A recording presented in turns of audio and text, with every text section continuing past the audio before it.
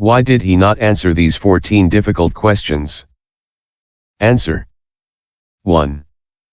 These questions are futile, and that is why the Buddha did not answer them.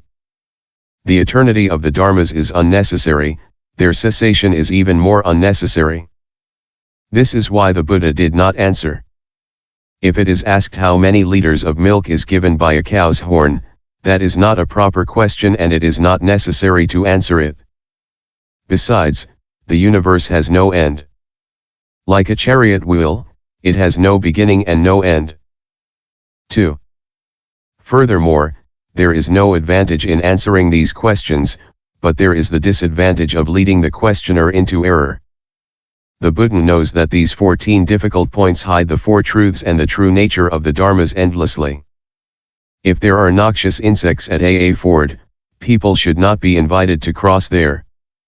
A place should be safe and without danger so that people can be invited to cross. 3.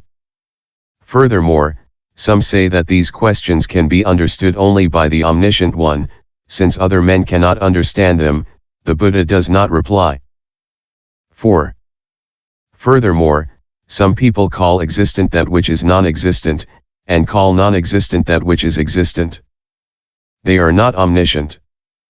The omniscient one does not call non-existent that which exists, does not call existent that which does not exist.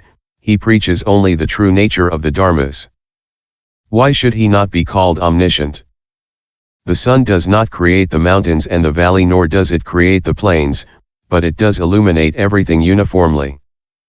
In the same way, the Buddha does not make non-existent that which exists, does not make non-existent that which does not exist. He always speaks the truth, and the brilliance of his wisdom illuminates all the dharmas. He is like a unique path. When people ask the Buddha if the 12-membered law was created by the Buddha or by another, the Buddha answers, I have not created the 12-membered law, nor has anyone else created it. Whether Buddhas exist or do not exist, birth is the cause and condition of old age and death. That is the eternal and enduring law. The Buddha teaches that birth is the cause and condition of old age and death, and coming to the end of the causal chain, that ignorance is the cause and condition of the formations. 5. Furthermore, to reply to the 14 difficult questions would be to commit a fault. If you ask of what type is the size or the physique of a son of a barren woman and a eunuch, that would not deserve an answer, for such a son does not exist. 6.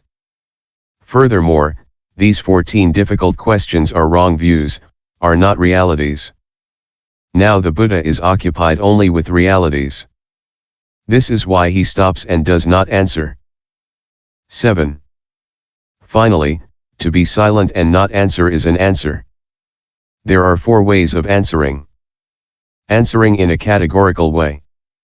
This is how he answers when it concerns, for example, the Buddha, the Absolute, Nirvana and salvation, answering by distinguishing, answering by asking a question, answering by not replying. Here the Buddha answers by not replying. You say that there is no omniscient one. Such a statement is absurd and constitutes a serious falsehood. In fact, the omniscient one exists. Why? Because he has attained the 10 powers. He knows what is possible and what is impossible. He knows the causes and conditions and the retribution of actions. He knows the samadhis and the deliverances. He knows the good or bad faculties of beings. He knows the various kinds of deliverances from desire. He knows the innumerable lineages of all the types of universes. He knows all the abodes and their paths.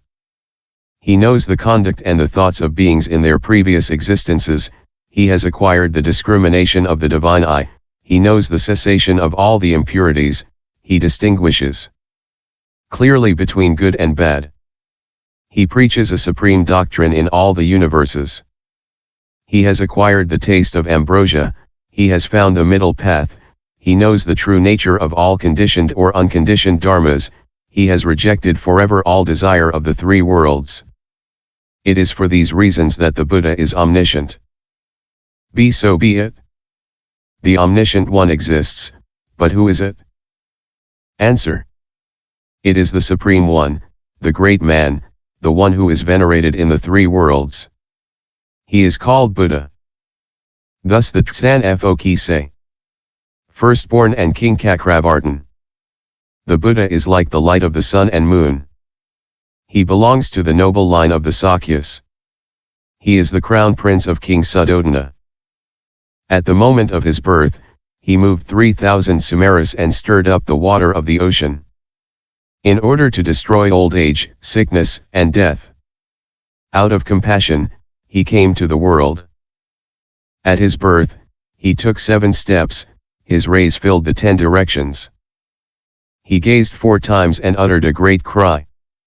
My births, he cried, are finished. Having become Buddha, I will preach a marvelous doctrine. I will beat the drum of the Dharma loudly. By that I will awaken beings and the world out of the sleep of ignorance. In many forms, such were the miracles that appeared. Gods and men, seeing them, rejoiced. The Buddha had a body adorned with the marks. A great light shone on his face. All men and women could not get enough of seeing him. When the child was nursed and fed, his strength surpassed that of a Nayota of Gandhahastan. The power of his Radhipada was extreme, that of his Prajna immense. The great rays of the Buddha illuminated his body outwardly. In the midst of his rays, the Buddha was like the moon in its splendor. The Buddha was criticized in many ways, he experienced no sorrow from that. The Buddha was praised in many ways, he experienced no joy from that. His great matri is extended to all. Enemies and friends alike, without distinction. All classes of intelligent beings know all the effects of that.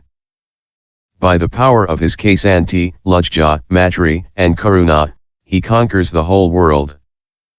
In order to save beings from age to age, he accepts the effort and the pain. His mind is always concentrated on doing good for beings. He has the 10 powers of knowledge and the 4 fearlessnesses. He possesses the 18 special attributes and a treasury of immense qualities. Such are the innumerable powers of his prodigious qualities. Like a fearless lion, he destroys the heretical systems. See, he turns the peerless wheel of Dharma, he saves and delivers the threefold world. His name is BHAGAVAT. The meaning of this word is immense, and if one wanted to explain it fully, other points would have to be neglected. This is why we have spoken of it in general. End chapter 4.